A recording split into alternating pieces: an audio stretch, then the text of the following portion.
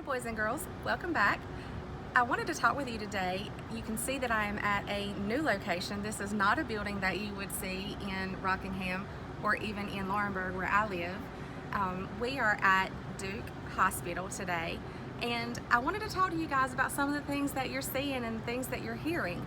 As we were walking into the hospital, there was a big sign, and I'll post it at the end of this video, that thanks Duke Hospital Heroes. And you know, when we're young and we're growing up and we hear about heroes, we think of superheroes, and we think of our police officers, and we think of our rescue workers, but we don't always think of our nurses and our doctors and the people who help us when we come into the hospital. So that's kind of what we're focusing on today. We're focusing on all those people who are heroes and are really needing to be appreciated right now because they are giving 110% to making sure that we are all safe.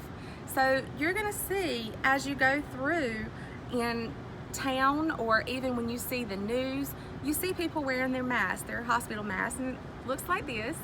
And it might look a little scary to you to see people doing this, but I want you to know that the mask is not something that's meant to be scary.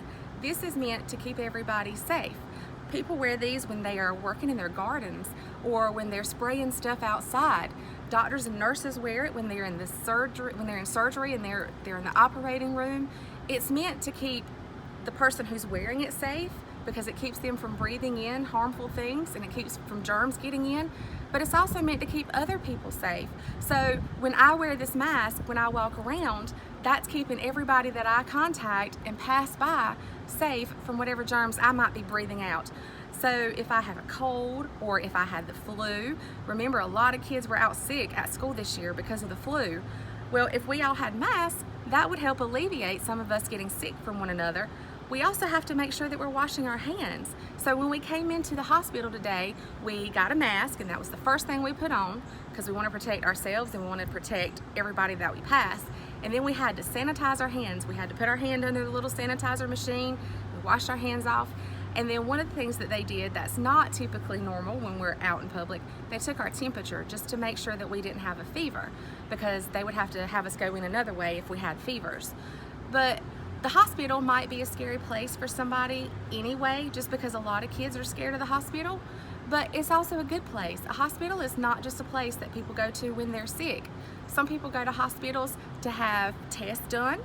Some people go to hospitals to visit people, and you can be a cheerful person visiting people, so you can bring your own happiness into that hospital.